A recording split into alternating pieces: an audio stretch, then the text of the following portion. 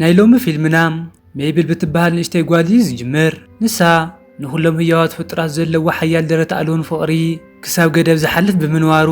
ንኹሎም ኣብ ክፍላ ዝነበሩ እንስሳት ብናፃ ናብ በረኻ ናይ ምልቃቕ ንጹህ ግን ከዓም ክቡር ዕላማ ሒዛ ብምጭዋይ ሓደ ራዲካላዊ ተግባር ትፍጽም። ነገር ግን እዚ ዓብዪ መደብ እዚ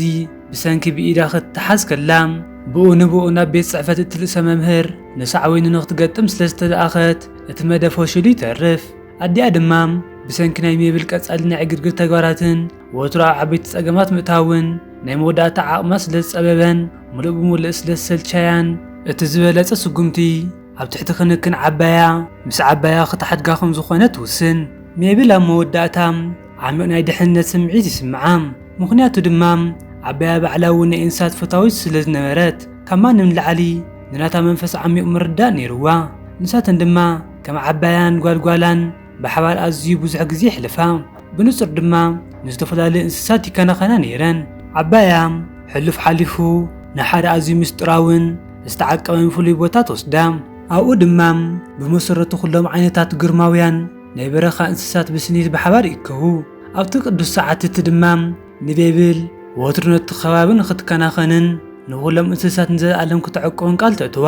ብዙሕ ዓመታት ይሓልፍ እሞ ሜብል ጓል 19 ዓመት መንእሰይ ትኸውን። ነገር ግን እታ ትፈትዎ ዓባያ ትዓርፍ። ቁርጾን ይሕ ድማ ሜብል ነቲ ናይ ዓባያ ክቡር ክፉት ቦታ ከይቀረየ ትውሕጥ ዓብዪ መንገዲ ንምስራሕ መደባት ከም ዘሎ ትፈልጥ። ባህርያዊ ብዝኾነ መንገዲ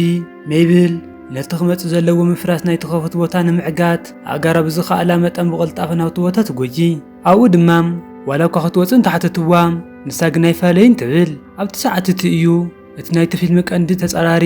እቲ ኣብ ድሕሪት ሙሉእ ናይ ዓብዪ መንገዲ ፕሮጀክት ዘሎ ሰብኣይ እቲ ናይታ ከተማ ከንቲባ ዝኾነ ጀሪ ይግለጽ። እዚኦም ክልተ ሰባት ቀጻሊ ክትዕ ስለ ዝገበሩ ፈጺሞም ከም ዘይስማዕምዑ ንጹር እዩ። ምኽንያቱ ሜብል ነቲ ክፉት ቦታ ንምድሓን ብተብዓት ትቃለስ። ጀሪ ግን ኣብኡ ዝነብር ሓደ እንስሳ እኳ ስለ ዘየለም እቲ ስራሕ ብዝኾነ መንገዲ ክቕጽል ምዃኑ ብጭካነ ይነግራ። ሜብል ንሱ ጌጋ ምዃኑ ንምርግጋጽ ናብቶም እንስሳት ትጎይ። ነገር ግን ዋላ ሓደ እኳ ይተኸተላን። ኣብ መወዳእታ ድማ ካብኡ ንላዕሊ ክትገብሮ ትኽእል ነገር ስለ ዘይነበረ ጎቲቶም ይወስድዋ። ድሕሪኡ ብናይ ክታብ ምእካብ ጌራ ነቲ ቦታ ንምድሓን ኣዝዩ ብዙሕ ፈርማታት ንምእካብ ትፍትን። ነገር ግን ብመሰረቱ ኣብታ ከተማ ዘሎ ሰብ ግዲ ስለ ዘይብሉ ሙሉእ መዓልቲ ነጽግዋ። እዚ ድማ ነቲ ቦታ ንምድሓን ተስፋ ክገብር እንተደኣ ኮይና ነቶም እንስሳት ንድሕሪት ናብቲ ክፉት ቦታ ክትመልሶም ከም ዘለዋ ናብ ዝብል ርድኢት ተኣቱ። ንሳ ስለምንታይ ኩሎም እንስሳት ሃንደበት ከም ዝጠፍኡ ንምዝራብ ብቐጥታ ናብቲ ዩኒቨርሲቲ ፕሮፌሰር ትጎይ። ነገር ግን እቲ ጸገም እቲ ፕሮፌሰር ሜብል ባዕላ ኣብቲ ዝተመዝገበትሉ ክፍሊ ኣብ ማእኸል ምምሃር ስለ ዝነበረ ከምኡ እውን ሜብል ድሮ ብዙሕ ክፍልታት ስለ ዝወደቐትን ኣዝያ ቀልጢፋ ክትምረቕ ስለ ዘለዋን እቲ ፕሮፌሰር ድሮ ሰልችዎ ነይሩ። እቲ ፕሮፌሰር ኣብቲ ክፉት ቦታ ሕጂ ሓደ እኳ በቨር ከም ዘየለን፣ እዚ ማለት ድማ ማይ ዝሕዞ ሓፁር የለን፣ ህይወት ዝቕጽል ማይ የለን። ስለዚ ድማ ካልኦት እንስሳት ኣብኡ ንኽጸንሑ ዋላ ሓንቲ ምኽንያት ከም ዘየለ የርድኣ። ሜብል ሓደ በቨር ንድሕሪት ናብቲ ክፉት ቦታ እንተደኣ ኣምፂኦም ብዙሓት እንስሳት ክምለሱ እዮም ዝብል ዓው ዝበለ ሓሳብ ይመጻ። ስለዚ ሓደ ንምጭዋይ ክትፍትን ትወይ። ዋላ እኳ እቲ ፈተና ፈጺሙ ጽቡቕ እንተዘይኮነ ሃንደበት ሓደ በቨር ይግለጽ እሞ ነቲ መጽዋድያ ክወስዶ ቁሩብ ይተርፎም። ነገር ግን ኣብ መወዳእታ ዕሽሽ ኢልዋ ይኸይድ። እዚ ድማ ሜብል ሓደ ሰብ ነቲ በቨር ኣብ ውሽጢ መኪና ክጽዕኖ ከሎ ክሳብ ትዕዘብ ክትስዕቦ ይገብራ። ነታ መኪና ክሳዕታ ናታ ኮለጅ ትስዕባ እሞ እቲ በቨር ልክዕ ከም ዋላ ሓንቲ ዘይተፈጠረ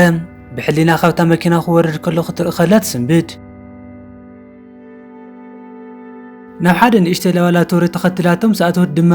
እቲ ፕሮፌሰር ኣብኡ ከም ዘሎን እቲ በቨር ብሓቂ ብኣእምሮ እቲ ፕሮፌሰር ትእዛዝ ባዮሎጂካዊ ኣካል ጥራይ ምዃኑ ትግንዘብ። ልክዕ ከምቶም ብረድኦ ትጥቀመሉ ዝነበሩ ኣካላት ማለት እዩ። ሜብል ነቲ ብዓይና ዝረኣየቶ ነገር ክትኣምኖ ይከኣለትን። ስለዚ እቲ ፕሮፌሰር ንምርድኦ ቀሊል ንክኸውን ነቲ ሙሉእ ሳይንሳዊ መስርሕ ደረጃ ብደረጃ ይርድኣ። ኣብቲ ሰዓት እቲኣ ድማ ሜብል ባዕላ ናብቲ ኣካል እቲ በቨር ክትኣቱ እሞ ሰሪያን ክትከውን ሓሳብ ዝመጻ። በዚ ድማ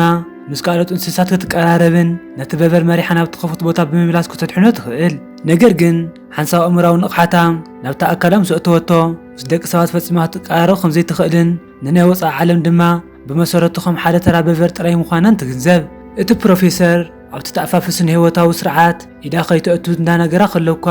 ንሳ ግን ግዲ ከይገበረት ካብቲ ላቦራቶሪ ሙሉእ ብምሉእ ሸሊኻ ትወፅእ። ነገር ግን ብሓደ ንድፊት እተሓዝሞም ختملت قدم مخاله خبل عيفتن اموداتا وشت تتشكا تبارابر مو حجي هاندبت تم انسسا زولو كل نجر كتردا خم تخيل تجنزب نجر قلت انسسات اندغنا كاوت بوتا خطفي نغروا كحد صبق عرك زخونه سارت جميرو نسنا كالي بفري مرحم ميبل نز بربرزي ناو تخفت بوتا نخو خدمو نتو بوتا نبدحن سراح خو جمرو تحطو نجر نز بربر نموداتا زيولها كاس لزنبرم كم اون كابوتو خنقصاص فوقدنيا يكونن هاندبت حد دبي يغلصمو نتاكاي بفركول عفتن سلاز ميبل نيوتو تدحنو نجر نزب مغوارا نسابوت سنه بهراو سرعتن نتقدس نيبرا حقتاتن تتحسلم مغنياتو حد انسسا خبلع انت دادليو كبلع سلازلوو ميبل نزي حساب زفصيما خطرداي كالتن سلازي نابت نغوس نخطرخو يصدوا بزوان زي ات بروفيسور بزعا مطفا ميبل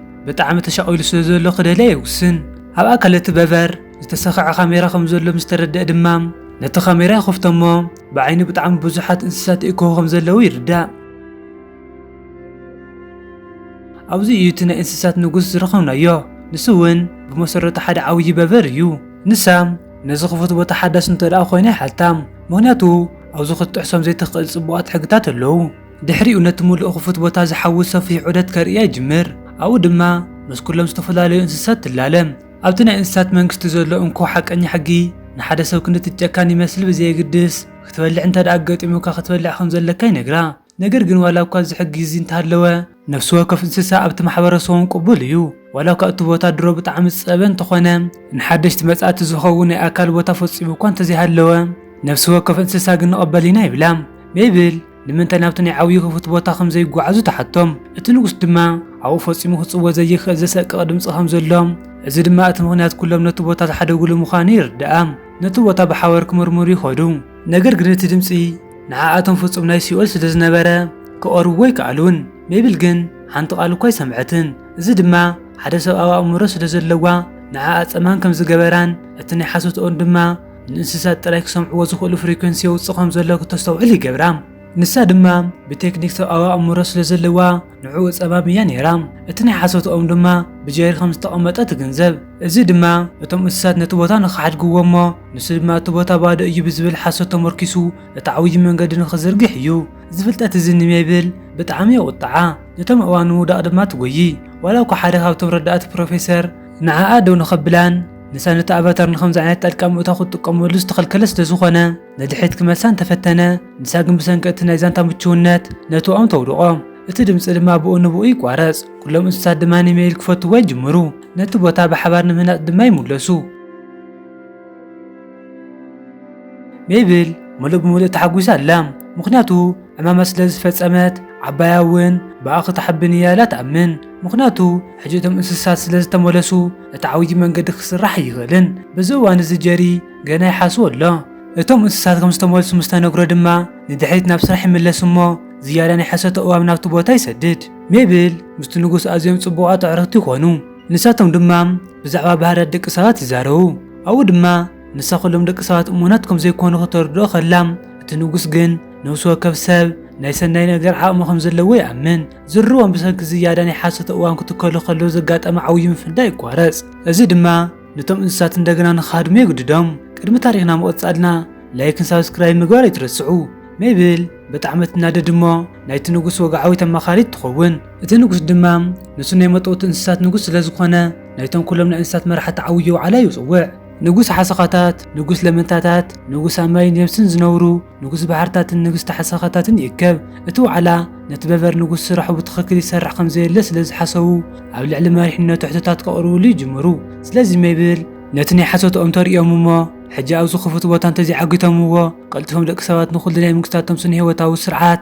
كبلاش هو مخانو تردهم ميبل اتوا على نتم اوام نمد مساسك حقزا يزمسلان يرو نجركم كلهم نجستات نجاري نسنا ديك سوات نقصي لمس لزحسو نمولو واغن ديك سوات قدمسوس نجاري خطف وصل زوسنو اتمادا من دغنا يفشل اتنقص ميبلن مس ديك سوات دماو وقس لزيدلي سنبدو ابت استفدى عقرقر دما ميبل بهاندبات نتاني حسقاتات نقصتي تقتلام زي دما كل سب نخر عدن هسوسنا مفداء نخحتتن مخنيات يخون حنتن اشتي باچو غارام ابوتاتا نغست تكيا حداشني حسقاتات نغست مسكونات او لعلو كلهم دق سبات حنا خدفدق قال تاتمو ናብ ጽምብላልዕ ንምቕያር ባዕላዊ ውሽጢ ኸፈፍ ተዓጹ ኩሉ ነገር ፍጹም ሓደጋ ይኸውን ሜብል ነቲ ንጉስን ብሃንደበት ሙሉእ ብምሉእ ውግእ ከም ዝወልዑ ግንዘቡ ከለዉ እቲ ንጉስ ብኣኣ ብጣዕሚ ይሓዝን ነገር ግን ንሳ ኤሪሳ ሓቲታ ብሰምዒት ክትሰባበር ከላ ገዲፍዋ ካብ ምኻድ ንዓኣ ኸፀናንዓ ይፍትን ጸኒሖም እቶም እንስሳት ንጀሪ ከጥፍዎ ስለ ዝደለዩ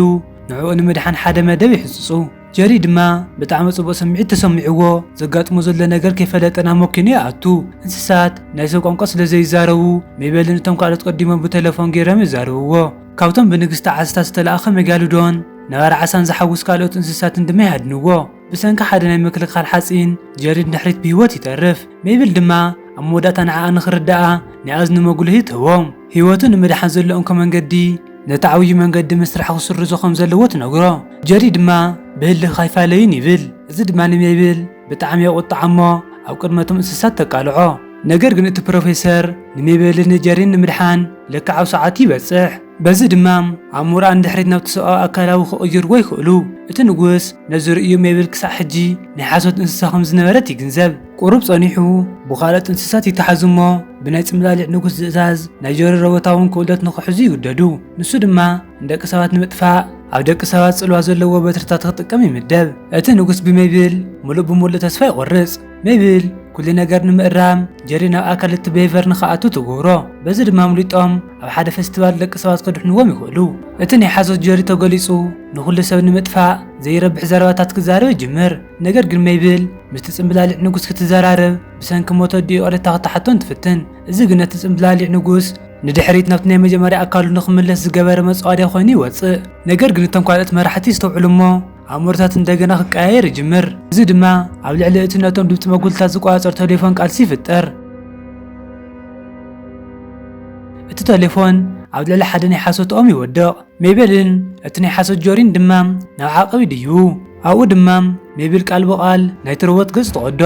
እቶም እዋም ይወድቁ እሞ ዓብዪ ናይ ሓዊ ሓደጋ ይፈጥሩ ሜብል ድማ እቲ ንጉስ ኣብ ውሽጢ እቲ ሓዊ ተታሒዙ ክርእዮ ከላ ምስዕርክታ ኮይና ተድሕኖ እታ ሓዊ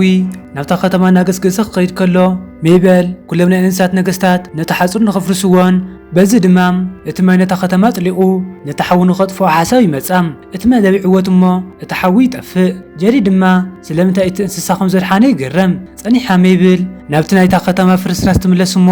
ጀሪ ነቲ ዓብዪ መንገዲ ካብ ምስራሕ ነቲ ዕንወት ክጸርግ ከሎ ትርእዮ ንሳቶም ድማ ጽቡቓት ኣዕሩኽ ይኾኑ ኣብ መወዳእታ ሜብል ካብ ዩኒቨርስቲ ትምረቕ ንፕሮፌሰር ዓባያ ድማ ነቲ ንጉስ ከም ዘይረኣየቶ ብምስጋር ዋላ እኳ እንተዘይሓሰበቶ ንድሕሪት ናብቲ ንጉስ ዘዕበያ ዘሎ ክፉት ቦታ ትምለስ ዋላ እኳ ናይቲ ነንሕድዶም ቋንቋ ሙሉእ ብምሉእ እንተዘይተረድኡ ኣብቲ ዘድሓንዎ ቅዱስ መዕቆይኦም ብሰላምን ብፍቕርን ፍጹም ጥቡቓት ኣዕሩኽ ኮይኖም ይነብሩ እምበኣር ከስ ክቡራት ተኻተልቲ ንሎምዓንቲ ዝነበረት ፊልምና ነዚኣ ትመስል ከምዚኦም ዝኣመሰሉ ፊልምታት እንተደኣ ደሊኹም ንፊልመይ ላይክ ንቻናለይ ሰብስክራይብ ብምግባር በረታትዑኒ ክሳዕ ብኻልእ ቪድዮ ንራኸብ ሰላም ጽንሑለይ